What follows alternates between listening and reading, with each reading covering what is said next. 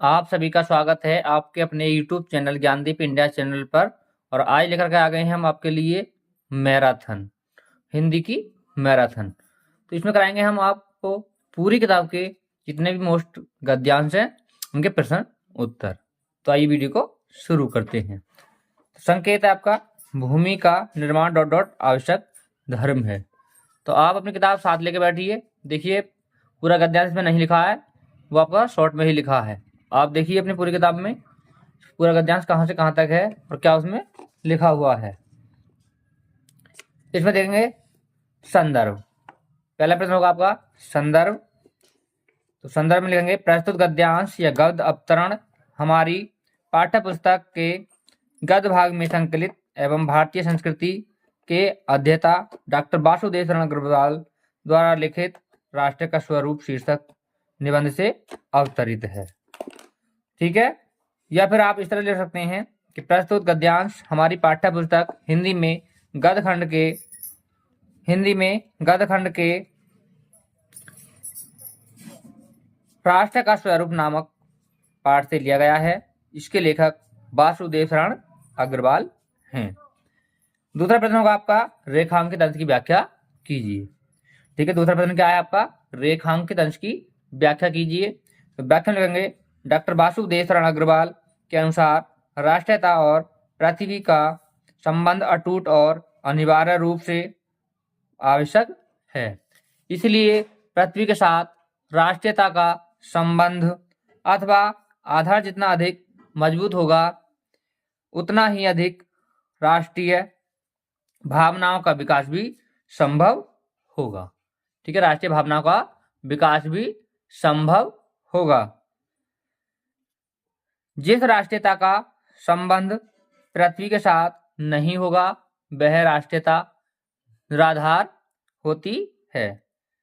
इस दृष्टि से प्रत्येक व्यक्ति का यह परम आवश्यक कर्तव्य एवं धर्म है कि वह पृथ्वी के भौतिक स्वरूप से पूरी तरह से परिचित रहे, साथ ही साथ उसके सौंदर्य, उपयोगिता एवं महत्व को भी अधिकाधिक जानकारी रखे, यानी अधिक से अधिक जानकारी रखे।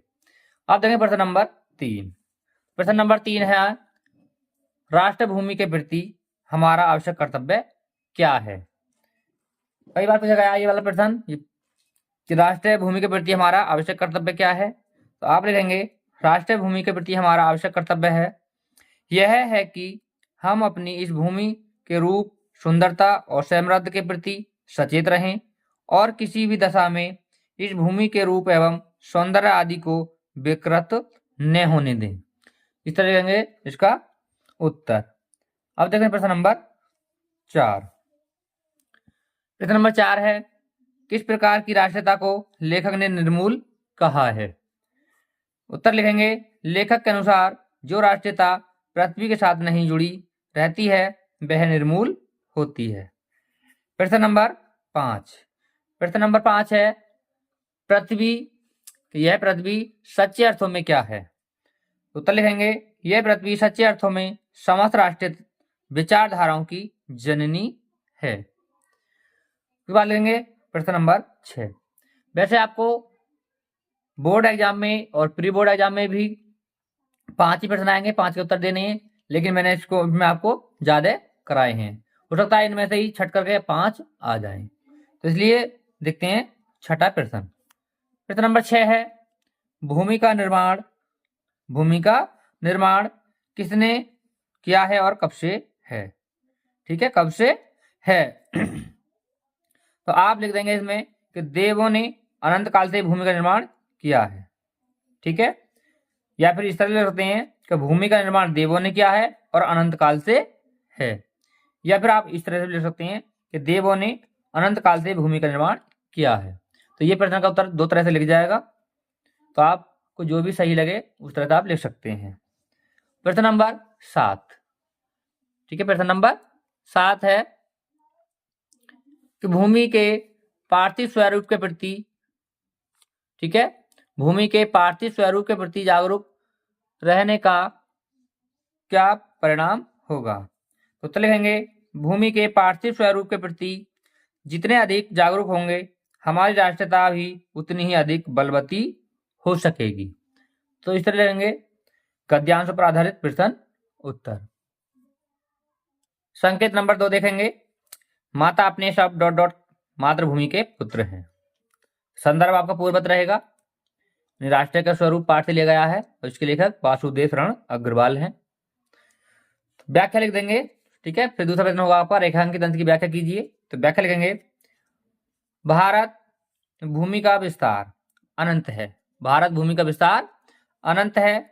यहाँ दूर दूर तक मैदान, जंगल, पर्वत, नदी, समुद्र आदि का विस्तार देखने को मिलता है।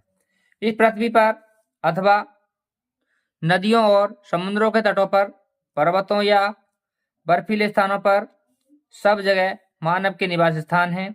अनेक गांव, कस्बे, नगर और जिले मानव जन की आबादी से भरे पड़े हैं। इस प्रकार इस अंतरहीन पृथ्वी के समान इस पर निवास करने वाले लोगों का विस्तार भी अनंत है। सबको एक समान अवसर और अधिकार प्रदान कर, ठीक है, प्रदान कर साथ लेकर चलना ही समन्वय है और इस मार्ग पर चलकर प्रगति एवं उन्नति करने का अधिकार सबका है। तो इस तरह इसकी व्याख्या। अब देखें प्रश्न नंबर 3। प्रश्न नंबर 3 है, पुत्र को समान भाव से कौन रखती है? तो उत्तर लिखेंगे, पुत्र को समान भाव से पृथ्वी माता रखती है। प्रश्न नंबर 4, समान अधिकार का भागी कौन है? उत्तर लिखेंगे, इस पृथ्वी पर निवास करने वाला व्यक्तियों पृथ्वी पर अपने जन्म के साथ के समय से ही समान अधिकार का भागी है। ठीक है, इस पृथ्वी पर निवास करने वाला व्यक्तियों या व्यक्ति पृथ्वी पर अपने जन्म के साथ से ही समान अधिकार का भागी है। तो आप यहाँ व्यक्तियों की जगह लिख लेंगे व्यक्ति, ठीक है। अब देखें प्रश्न नंबर 5।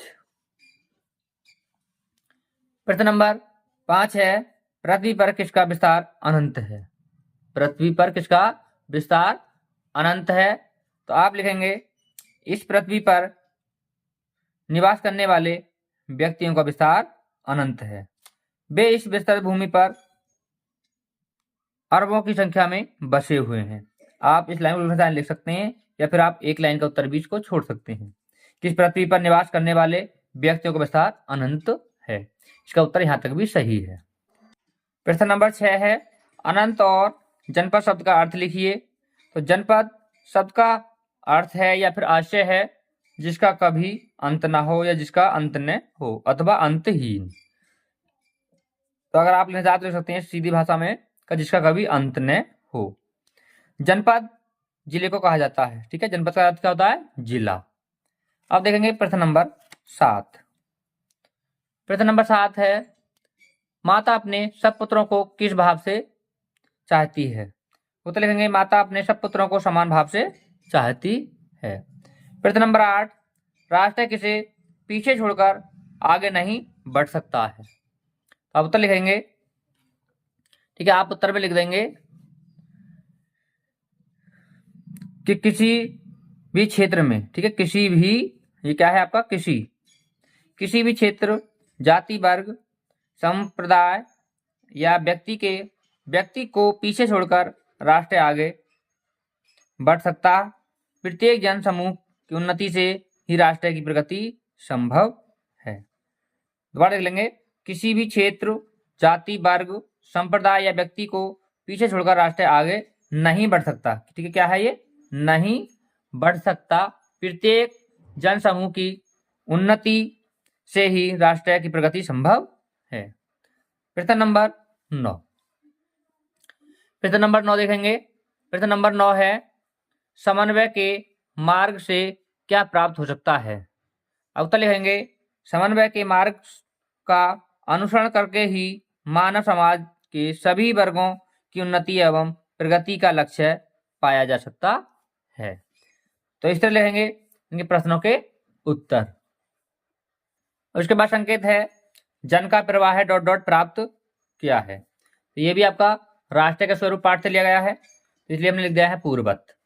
अब लिखेंगे रेखांकित अंश की व्याख्या कीजिए।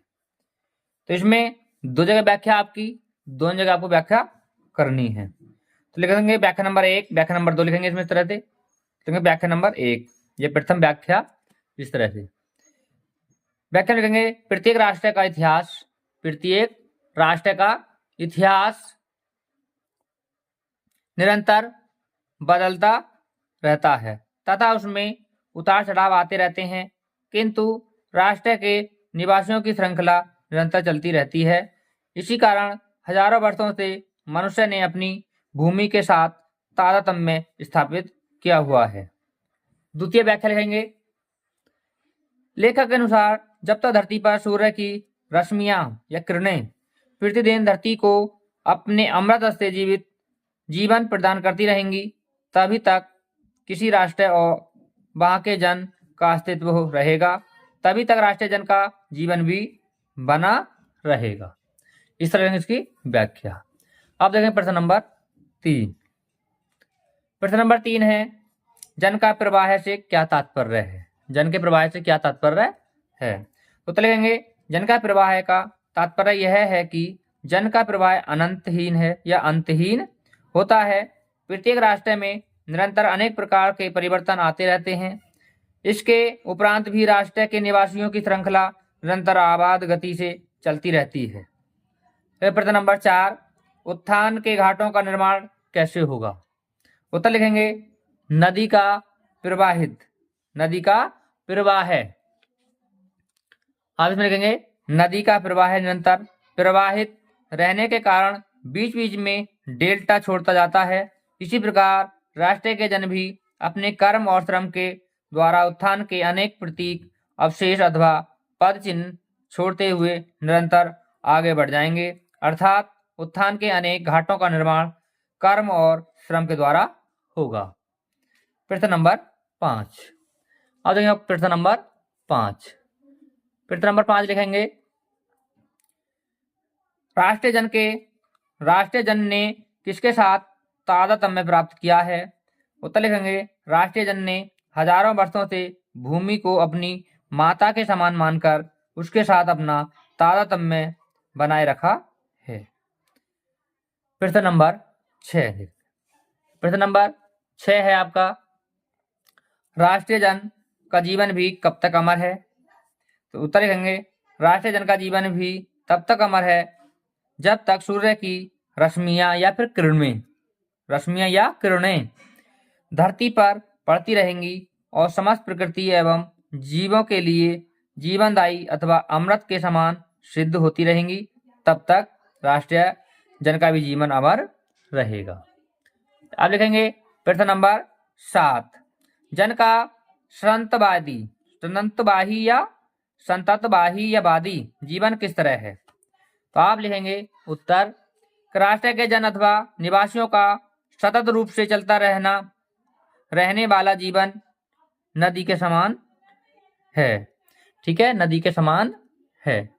प्रश्न नंबर 9, प्रस्तुत गद्यांश में लेखक की किस विधा की रचना है? प्रस्तुत गद्यांश में लेखक की किस विधा की रचना है? तो प्रस्तुत गद्यांश में लेखक ने गद्य की निबंध विधा की रचित है।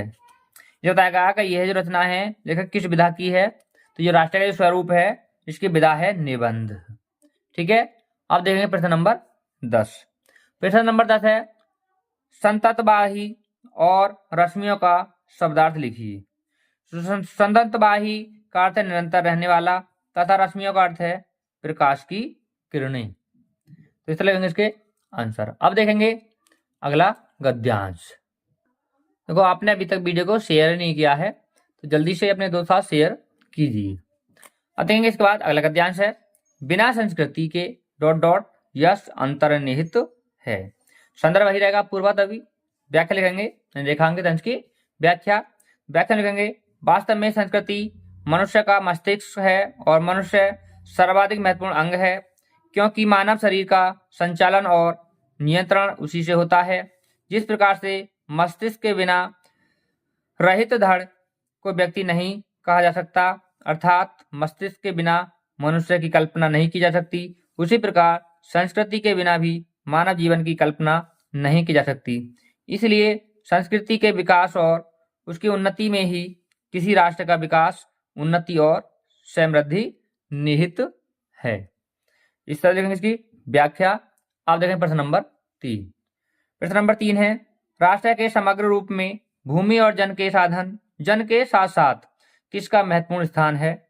उत्तर लिखेंगे, राष्ट्र के समग्र रूप में भूमि और जन के साथ साथ जन की संस्कृति का महत्वपूर्ण स्थान है। प्रश्न नंबर 4। प्रश्न नंबर 4 है, कब राष्ट्र का लोप समझना चाहिए? तो उत्तर लिखेंगे, यदि भूमि और जन अपनी संस्कृति से विरहित कर दिए जाएं तो राष्ट्र का लोप समझना चाहिए। यदि भूमि और जन अपनी संस्कृति से विरहित कर दिए जाएं तो राष्ट्र का लोप समझना चाहिए। इसका मतलब है जब भूमि और जन को अपनी संस्कृति से अलग कर दिया जाए तब हमें राष्ट्र का लोप समझना चाहिए। प्रश्न नंबर 5। प्रश्न नंबर 5 है, संस्कृति जन का मस्तिष्क किस प्रकार है? उत्तर लिखेंगे, संस्कृति मनुष्य के जीवन का मस्तिष्क है और मस्तिष्क मनुष्य के जीवन में सर्वाधिक महत्वपूर्ण अंग है, क्योंकि मानव शरीर का संचालन और नियंत्रण मस्तिष्क के द्वारा ही होता है। जिस प्रकार मस्तिष्क से रहित धड़ को व्यक्ति नहीं कहा जा सकता, अर्थात मस्तिष्क के बिना मनुष्य की कल्पना नहीं की जा सकती, उसी प्रकार संस्कृति जन का मस्तिष्क है। अगला प्रश्न नंबर 6। प्रश्न नंबर 6 है, संस्कृति के सौंदर्य और सौरभ में क्या अंतर्निहित है? उत्तर लिखेंगे, संस्कृति के सौंदर्य और सौरभ में राष्ट्रीय जन के जीवन का सौंदर्य और यश अंतर्निहित है। अब देखेंगे प्रश्न नंबर 7। प्रश्न नंबर 7 है, राष्ट्र की वृद्धि कैसे संभव है? उत्तर लिखेंगे, संस्कृति के विकास और अभ्युदय के द्वारा ही राष्ट्र की वृद्धि संभव है। प्रश्न नंबर 8, विकास और अभ्युदय का अर्थ स्पष्ट कीजिए। उत्तर लिखेंगे, विकास का अर्थ है व्यवस्थित एवं संगतिपूर्ण तरीके से परिवर्तनों का एक प्रगतिशील श्रृंखला में होना, और जबकि अभ्युदय का अर्थ है सांसारिक सौरभ तथा समृद्धि की प्राप्ति। ठीक है, दोबारा देख लेंगे। 8वां प्रश्न क्या कहता है कि विकास और अभ्युदय का अर्थ स्पष्ट कीजिए। तो आप देखेंगे, विकास का अर्थ है व्यवस्थित एवं संगतिपूर्ण तरीके से परिवर्तनों का एक प्रगतिशील श्रृंखला में होना, और जबकि अभ्युदय का अर्थ है सांसारिक सौख्य तथा समृद्धि की प्राप्ति। देखेंगे प्रश्न नंबर 9। प्रश्न नंबर 9 है, राष्ट्र का तीसरा अंग क्या है? उत्तर लिखेंगे, राष्ट्र का तीसरा अंग है जन का मस्तिष्क या फिर संस्कृति। ठीक है, तो आप सीधा ले सकते हैं, राष्ट्र का तीसरा अंग है संस्कृति। ठीक है, क्या है तीसरा अंग? संस्कृति। आप इतना बड़ा नहीं लिखेंगे, इसको छोड़ सकते हैं आप, अगर छोड़ना चाहें तो आप लिख सकते हैं राष्ट्र का तीसरा अंग संस्कृति है। अब देखेंगे इसके बाद अगला गद्यांश। अगला गद्यांश का संकेत है, मैंने बहुतों को ... ही सुरक्षित रहे। संदर्भ लिख देंगे, प्रस्तुत गद्यांश हमारी पाठ्य पुस्तक गद्य गरिमा में संकलित एवं प्रसिद्धित रिपोर्टाज और संस्मरण लेखक श्री कन्हैया लाल मिश्र प्रभाकर द्वारा लिखित रॉबर्ट नर्सिंग होम में पाठ से अवतरित है या लिया गया है। या आप इस तरह से लिख सकते हैं कि प्रस्तुत गद्यांश हमारी पाठ्य पुस्तक हिंदी में गद्य खंड के रॉबर्ट नर्सिंग होम में नामक पाठ से लिया गया है। इसके लेखक कन्हैया लाल मिश्र प्रभाकर हैं। प्रश्न नंबर 2, रेखांकित अंश की व्याख्या कीजिए। तो आप लिख देंगे रेखांकित अंश की व्याख्या या फिर खाली व्याख्या। तो व्याख्या किस तरह से लिखेंगे आप? इसमें व्याख्या लिखेंगे, लेखक का कहना है कि, या लेखक कहता है कि मैंने संसार में ऐसे बहुत से व्यक्तियों को देखा है जो अपनी विशिष्ट विशेषताओं से लोगों को अपना बना लेते हैं एवं अपार यश अर्जित करते हैं। कुछ लोग अपने रूप सौंदर्य द्वारा लोगों को अपनी ओर आकर्षित करते हैं, तो कुछ ऐसे भी लोग होते हैं जिनके पास अपार धन होता है और वे उसके बल पर लोगों पर अपना प्रभाव जमाते हैं या दूसरों को आत्मीय बना लेते हैं। कुछ व्यक्ति ऐसे होते हैं जिनमें कोई विशिष्ट गुण होता है और वे अपने गुणों द्वारा बहुत कुछ प्राप्त कर लेते हैं। परंतु आज लेखक ने अनेक ऐसी अद्भुत नारी को देखा जिसने मानवता के लिए सर्वस्व समर्पित करके दूसरों की श्रद्धा और आदर को प्राप्त किया है। इस तरह लेंगे इसकी व्याख्या। इसकी जो है पार्ट जो आपका रॉबर्ट नर्सिंगहोम में, इसकी विधा क्या है? रिपोर्टाज। ये निबंध, कहानी या रेखा चित्र नहीं है, ये क्या है आपका? ये है रिपोर्टाज, जो हमने इसमें लिख कर भी बताया है। ठीक है, रिपोर्टाज देखेंगे किस तरह लिखा जाएगा आपका रिपोर्टाज, तो आप लिखेंगे रिपोर्टाज। ठीक है, तो इसकी विधा है रिपोर्टाज रॉबर्ट नर्सिंगहोम में पाठ की। अब देखते हैं प्रश्न नंबर 3। प्रश्न नंबर 3 है, लेखक ने समर्पण और प्राप्ति का कौन सा अद्भुत सौम्य स्वरूप देखा? तो उत्तर लिखेंगे, लेखक ने समर्पण और प्राप्ति का यह अद्भुत सौम्य स्वरूप देखा कि कोई अपनी पीड़ा से किसी को पाए और किसी का उत्सर्ग सदा किसी की पीड़ा के लिए ही सुरक्षित रहे। प्रश्न नंबर 4। प्रश्न नंबर 4 है, उपयुक्त गद्यांश में लेखक का क्या उद्देश्य निहित है? ठीक है, उपयुक्त गद्यांश में लेखक का क्या उद्देश्य निहित है? तो उत्तर लिखेंगे, लेखक का उद्देश्य इस गद्यांश में हमें मानवता के समर्पण और प्राप्ति के अद्भुत स्वरूप को समझना है, जो हमारे समाज में एक प्रेरणा स्रोत के रूप में कार्य करता है। प्रश्न नंबर 5। प्रश्न नंबर 5 है, प्रस्तुत गद्यांश में लेखक ने किस गद्य विधा का प्रयोग किया है? तो उत्तर लिखेंगे, लेखक ने इस गद्यांश में उपमेय विधा का प्रयोग किया है, जिसमें वह मानवता के समर्पण और प्राप्ति के विभिन्न रूपों को समझने के लिए व्यक्तिगत अनुभवों का उपयोग करते हैं। तो इस तरह लिखेंगे इन प्रश्नों के उत्तर। इसके बाद देखते हैं अगला गद्यांश। इसके बाद गद्यांश है, यह अनुभव ... सर्वोत्तम ज्योत है। संकेत में लिख देंगे, यह अनुभव ... सर्वोत्तम ज्योत है। फिर संदर्भ पूर्वक हो जाएगा आपका। ठीक है, जो पहला था वही होगा, रॉबर्ट नर्सिंगहोम में कन्हैयालाल मिश्र प्रभाकर। व्याख्या लिखेंगे, लेखक कहता है कि वृद्धा नर्सों में पता नहीं किस दीपक की ज्योत जल रही है। जीवन को जागरूकता से जीने की, जीवन को एक दिशा या लक्ष्य देने की, या अपने जीवन को दूसरों की सेवा में लगा देने की ये नर्सें एकाग्र जीवन जीती हैं। उनमें एक विश्वास होता है। भिन्न भिन्न प्रांतों में भाषा का अंतर देखने को मिलता है और यह रहे भी, लेकिन प्यार और सेवा की विश्व की यह सर्वोत्तम ज्योति सबको हृदय में जलती रहेगी, सबके हृदय में जलती रहेगी। इस तरह लिखेंगे इसकी व्याख्या। अब देखेंगे प्रश्न नंबर 3। प्रश्न नंबर 3 है, भिन्न भिन्न प्रांतों में भाषाओं में क्या अंतर देखने को मिलता है? तो उत्तर लिख देंगे, भिन्न भिन्न प्रांतों में भाषा में भिन्न भिन्न अंतर देखने को मिलता है। प्रश्न नंबर 4, कौन सी ज्योति विश्व की सर्वोत्तम ज्योति है? उत्तर लिखेंगे, सबके हृदय में एक अद्भुत ज्योति प्रज्वलित है, वह है सेवा और प्यार की ज्योति। यही ज्योति विश्व की सर्वोत्तम ज्योति है।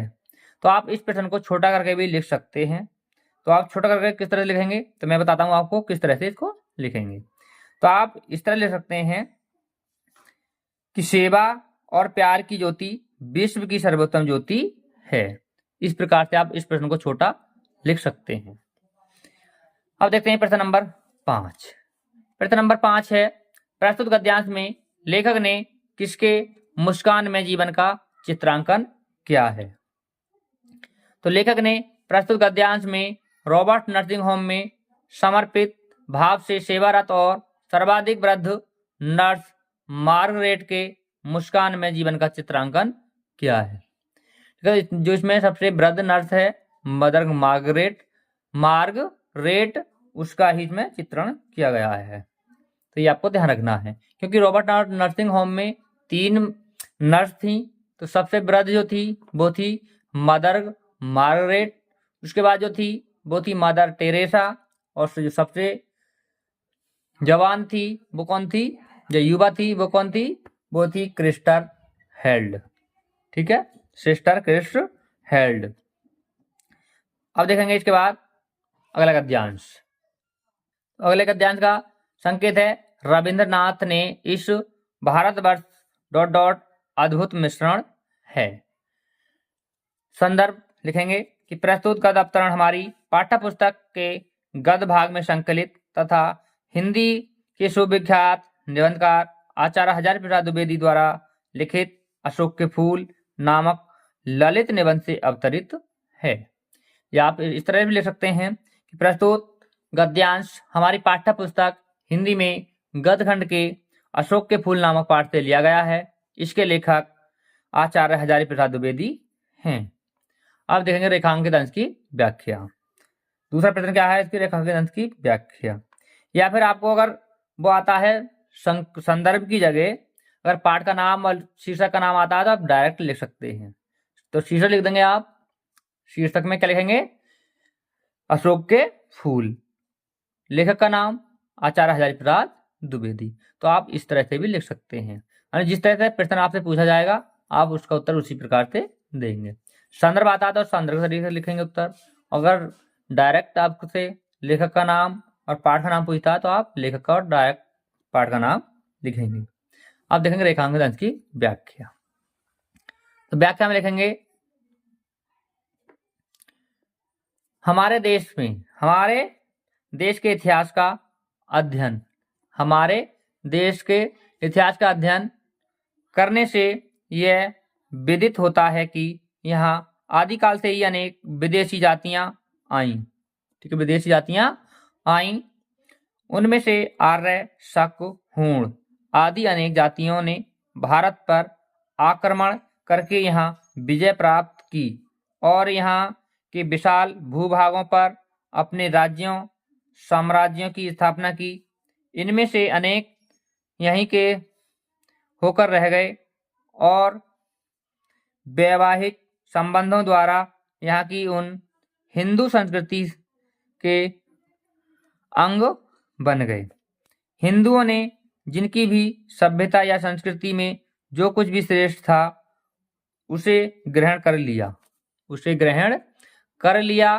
इस प्रकार विभिन्न प्रकार के रीति रिवाजों, परंपराओं, नीतियों, आदर्शों आदि पर आधारित जिस भारतीय संस्कृति के दर्शन हमें होते हैं वह वहाँ की सर्वश्रेष्ठ कही जाने वाली आर्य जाति या उसके बाद बाहर से आने वाली आर्य जाति या उसके बाद बाहर से आने वाली विदेशी जातियों के समन्वयात्मक योगदान का परिणाम है।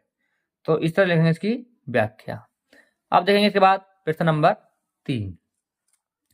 ठीक है, प्रश्न नंबर 3 है रविंद्रनाथ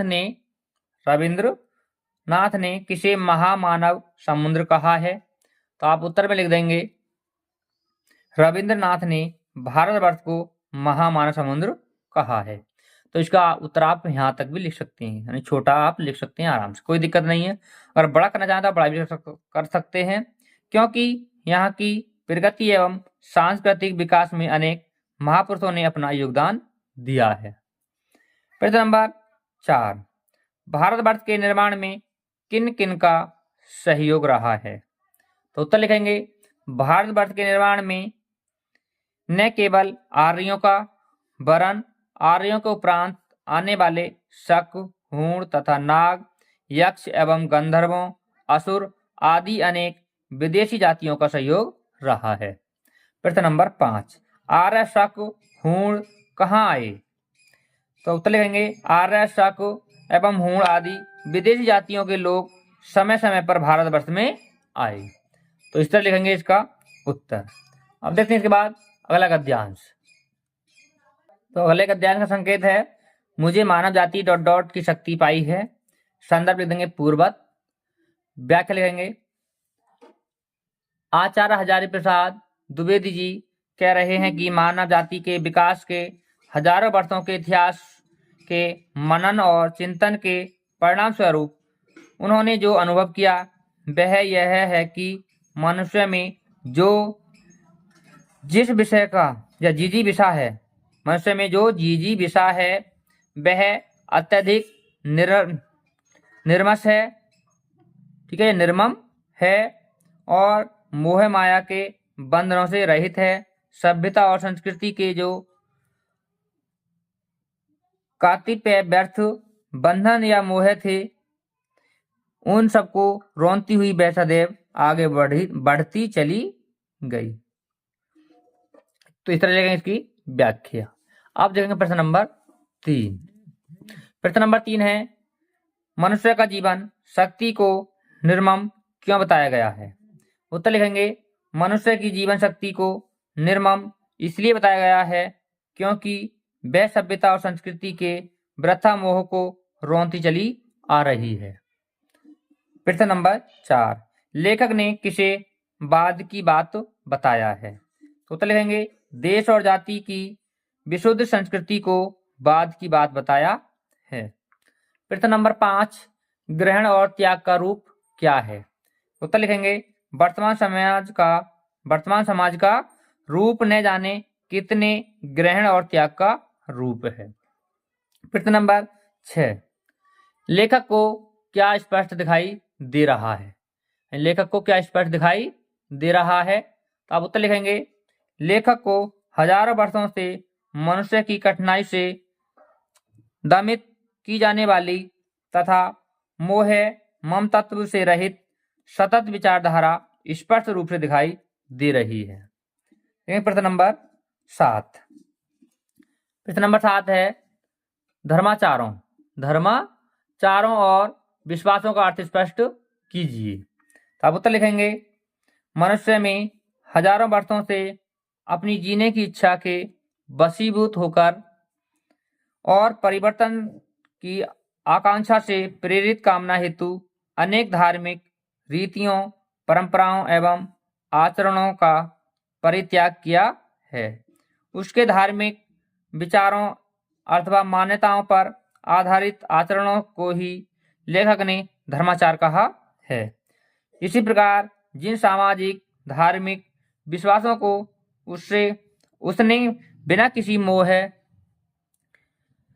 के क्षण भर में तोड़कर नवीन विश्वासों में अपनी आस्था व्यक्त की है, उन्हें ही यहाँ विश्वास शब्द के रूप में प्रयुक्त करके अपने विचारों को व्यक्त किया है।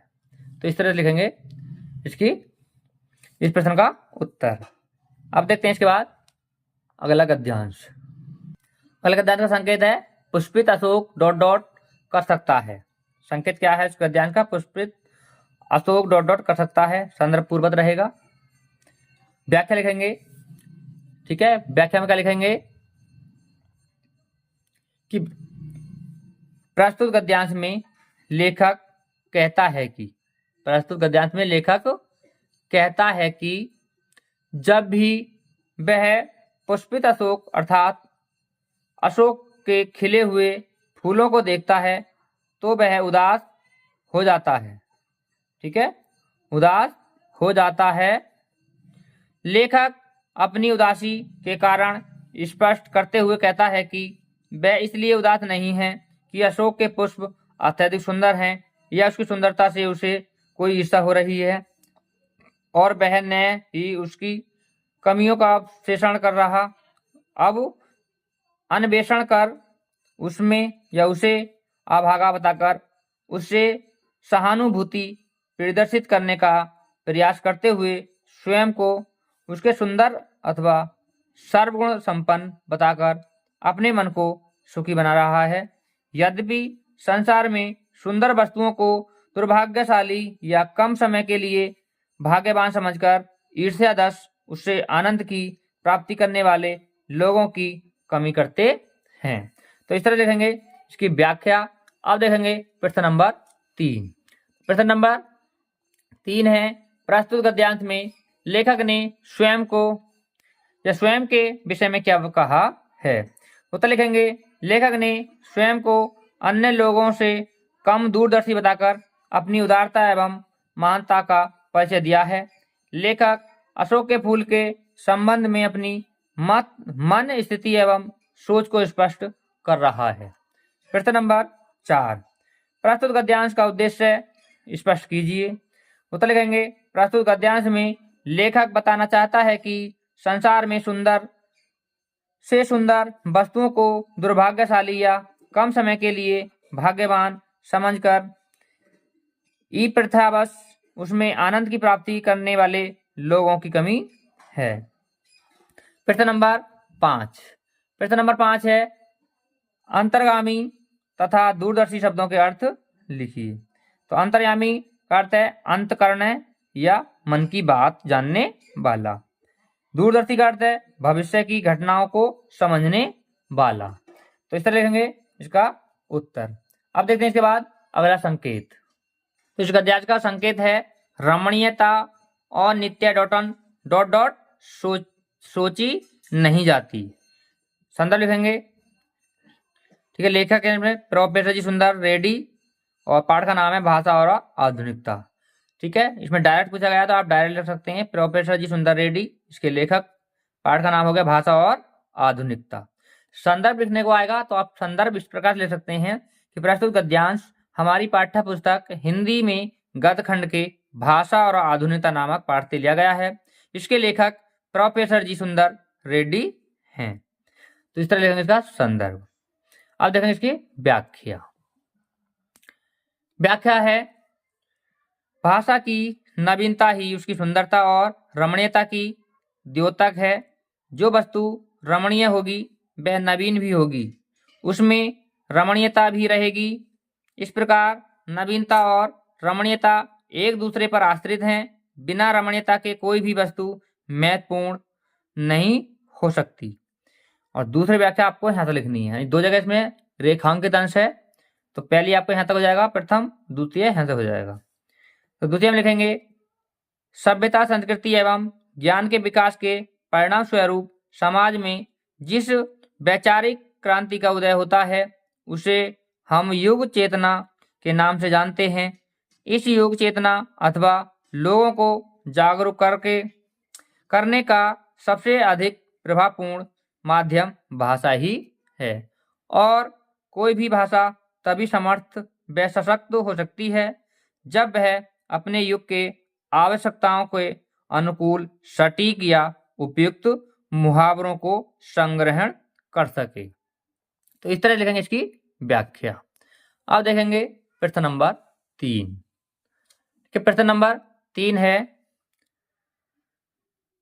संजर्क की मौलिक उपलब्धि का प्रमाण क्या है। प्रश्न नंबर 3 में ये है सर्जक, ठीक है, ये रह यहाँ है सर्जक।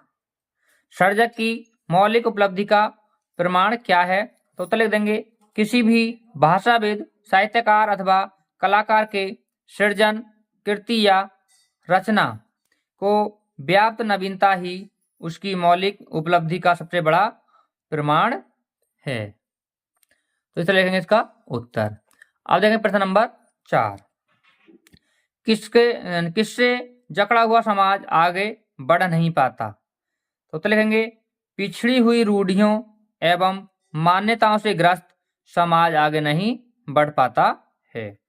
प्रश्न नंबर 5 रमणीयता और उद्दिष्ट शब्दों का अर्थ स्पष्ट कीजिए। तो उत्तर लिखेंगे किसी, यहाँ रमणीयता का अर्थ है, ठीक है, इसे काट देंगे आप और यहां से लिख देंगे यहाँ, या फिर खाली रमणीयता का अर्थ। रमणीयता का अर्थ है भाषा के सौंदर्य अथवा उसकी नवीनता।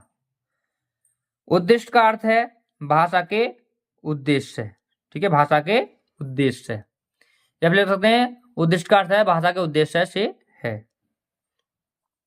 प्रश्न नंबर 6 नित्य नूतनता क्या सूचित करती है, ठीक है, नित्य नूतनता क्या सूचित करती है।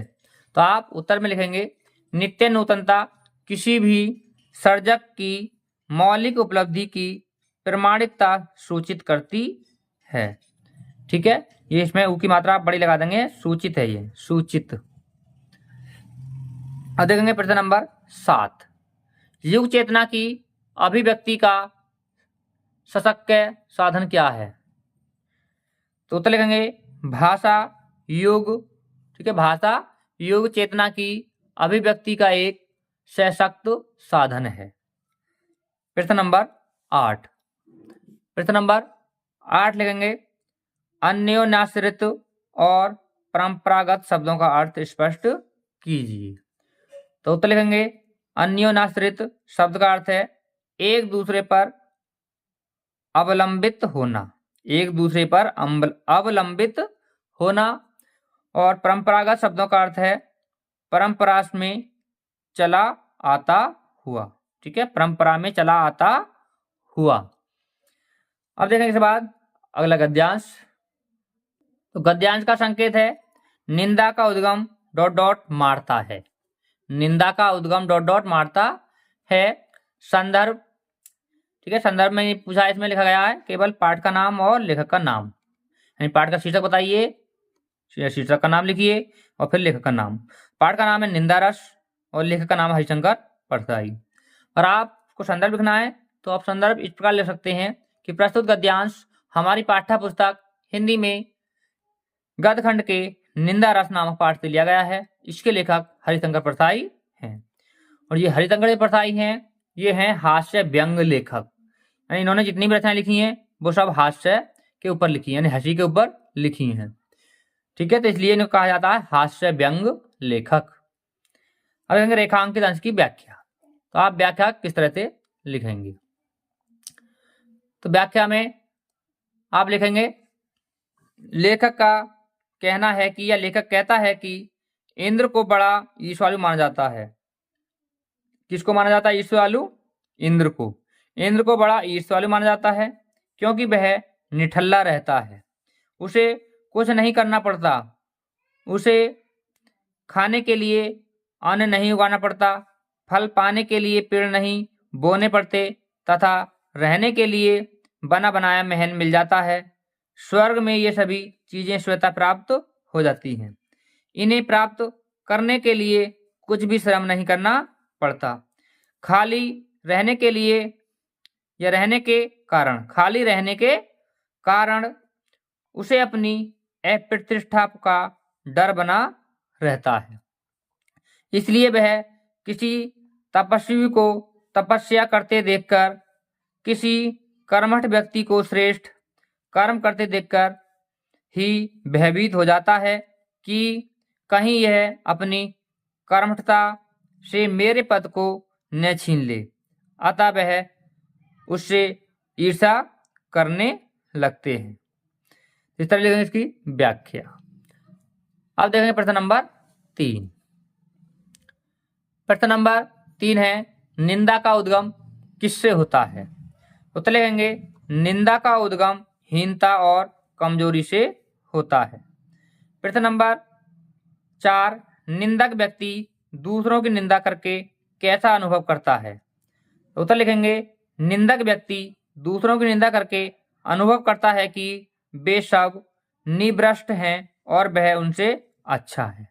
ठीक है, जो व्यक्ति एक दूसरे की बुराई करता है वो क्या सोचता है कि मैं सबसे अच्छा हूं और सब बेकार हैं।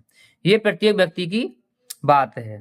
तो इसमें लेखक ने ही बताया है कि जो व्यक्ति ईर्ष्यालु होते हैं या दूसरों की निंदा करते हैं। ठीक है, तो इसके बाद देखेंगे प्रश्न नंबर 5, इंद्र को ईर्ष्यालु क्यों माना जाता है? इंद्र को ईर्ष्यालु क्यों माना जाता है? तो उत्तर लिखेंगे, निठल्ला होने के कारण इंद्र को ईर्ष्यालु माना जाता है। तो बहुत छोटे प्रश्न है आपके इसमें, छोटे ही उत्तर है बिल्कुल। अब देखें प्रश्न नंबर 6, कर्म के क्षीण होने पर किसकी प्रवृत्ति बढ़ जाती है? ठीक है, कर्म के क्षीण होने पर किसकी प्रवृत्ति बढ़ जाती है? तो उत्तर लिखेंगे, कर्म के क्षीण होने पर दूसरों की निंदा करने की प्रवृत्ति बढ़ जाती है। प्रश्न नंबर 7, प्रश्न नंबर 7 है, ईर्ष्या द्वेष और निंदा को मानने के लिए क्या आवश्यक है? ईर्ष्या द्वेष और निंदा को मानने के लिए क्या आवश्यक है? तो लिखेंगे, ईर्ष्या द्वेष और निंदा को मानने के लिए कठोर श्रम करना तथा स्वयं को योग्य और समर्थ बनाना आवश्यक है। तो इस तरह से आपका इसका उत्तर लिखेंगे। नहीं, आप अपना कठोर परिश्रम करते रहें तो आप किसी से भी ईर्ष्या न करेंगे, किसी की बुराई न करेंगे। ठीक है, तो यही इसमें बताया गया है कि जो व्यक्ति दूसरे से जलते हैं, कहते हैं ना गाँव की भाषा में जलते हैं या ईर्ष्या करते हैं, दूसरे की बुराई करते हैं, तो उनके लिए क्या करना चाहिए? तो उनके लिए कठोर श्रम करना चाहिए तथा स्वयं को योग्य और समर्थ बनाना आवश्यक है। वो अपने आप को योग्य बनाएं और समर्थ बनाएं, तभी व्यक्ति दूसरों की निंदा नहीं करेगा, दूसरे से ईर्ष्या नहीं करेगा। प्रश्न नंबर 8, ठीक है, प्रश्न नंबर 8 है, स्वर्ग में देवताओं को बिना श्रम क्या प्राप्त हो जाता है? यानी स्वर्ग में देवताओं को बिना श्रम क्या प्राप्त हो जाता है? क्या बिना परिश्रम किए ही क्या क्या उनको मिल जाता है? ये इसमें बताया जाएगा। तो तले में लिख देंगे आप कि स्वर्ग में देवताओं को बिना श्रम के ही श्रम के बिना उगाया अन्न, ठीक है, बिना बनाया महल और बिना बोए फल प्राप्त हो जाते हैं। ठीक है, उन्हें बना बनाया मकान मिल जाता है रहने के लिए, खाने के लिए अन्न मिल जाता है और फल भी बिना पेड़ लगाए ही मिल जाते हैं। तो इस तरह से लिखेंगे इनके उत्तर। अब देखेंगे इसके बाद अगला गद्यांश।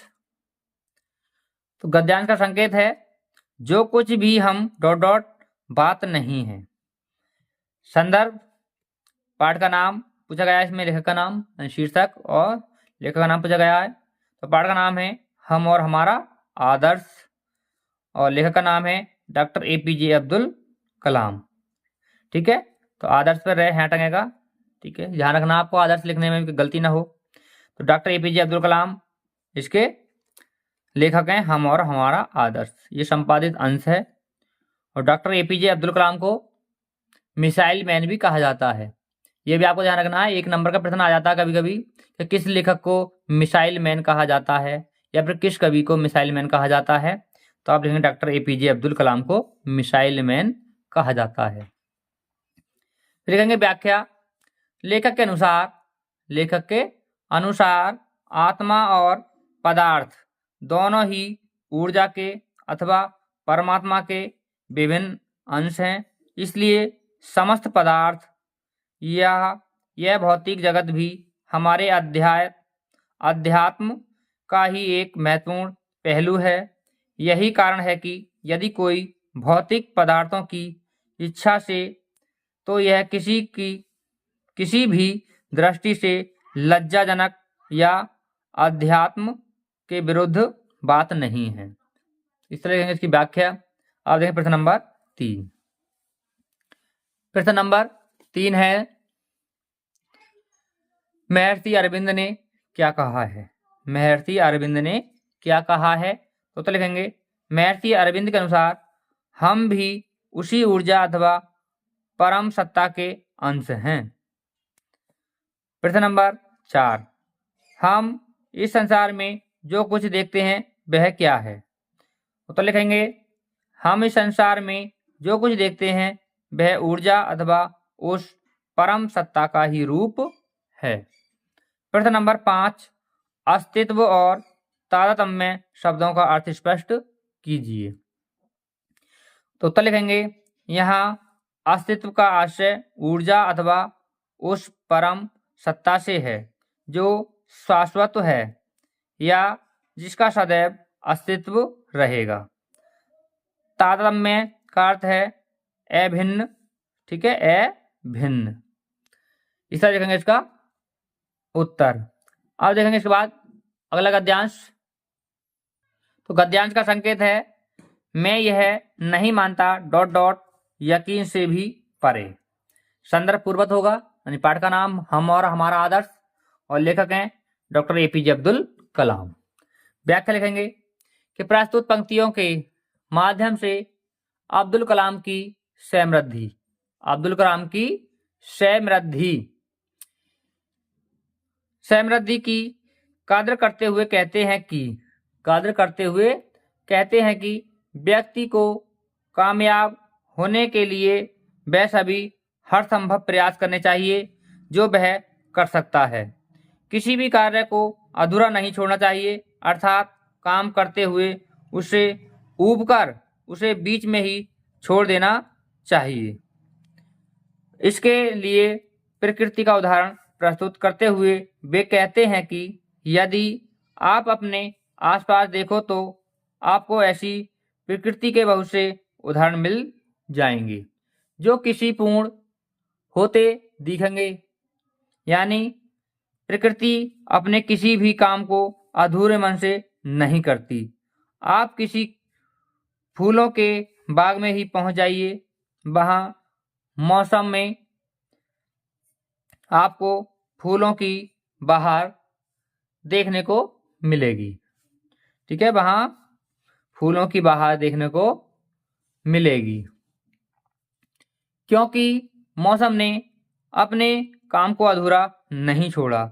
या फिर आप अपने ऊपर की ओर ही देखो तो आपको यह ब्रह्मांड इस तरह विस्तृत दिखाई देगा जिसका कोई अंत नहीं है, जहां तक आप सोच भी नहीं सकते।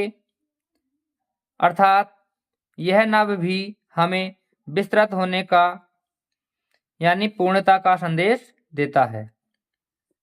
ठीक है, यानी पूर्णता का संदेश देता है। यानी हम जो भी काम कर रहे हैं उसको पूरा कर लेना चाहिए, कोई भी काम अधूरा नहीं छोड़ना चाहिए जो भी हमें दिखाई देता है वो। अब देखते हैं प्रश्न नंबर 3। प्रश्न नंबर 3 है, लेखक किनको एक दूसरे का विरोधी नहीं मानता।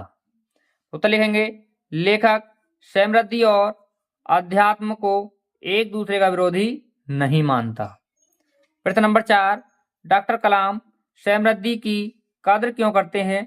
समृद्धि अपने साथ क्या लाती है? उत्तर में लिखेंगे, डॉक्टर कलाम समृद्धि की कद्र इसलिए करते हैं क्योंकि समृद्धि साथ सुरक्षा तथा विश्वास लाती है या लगाती है, जो अंततः हमारी आजादी बनाए रखने में सहायक है। अब देखिए प्रश्न नंबर 5। प्रश्न नंबर 5 है, प्रस्तुत गद्यांश। प्रस्तुत गद्यांश में लेखक ने छात्रों को क्या संदेश दिया है? उत्तर में लिखेंगे, प्रस्तुत गद्यांश में यह प्रस्तुत गद्यांश के माध्यम से लेखक ने छात्रों को प्रगति करने के लिए किसी भी कार्य को पूर्ण करके ही चैन लेने का संदेश दिया है या आराम लेने का संदेश दिया है। यानी आप जिस काम को भी करते हैं उसको पूर्ण करके ही आराम लीजिए, यह संदेश लेखक ने दिया है। तो ये बहुत ही महत्वपूर्ण आपका गद्यांश है। तो आपने करा दिया आपको सभी महत्वपूर्ण गद्यांश। तो आज की वीडियो में बस इतना ही। अगर आपने ये सभी गद्यांश सही प्रकार से देकर समझ लिए और याद कर लिए तो इससे बाहर आपको एग्जाम में कुछ नहीं आएगा। यानी जो भी गद्यांश आएंगे सब आपको इसमें से ही आएंगे, इसके बाहर कुछ नहीं आएगा। तो आज की वीडियो में बस इतना ही। आपको ये वीडियो कैसा लगा हमें कमेंट करके जरूर बताएं, और आप हमारे साथ अंत तक जुड़े रहे इसके लिए आप सभी का बहुत बहुत धन्यवाद। और फिर मिलते हैं अगली वीडियो में, तब तक सभी दोस्तों को नमस्कार।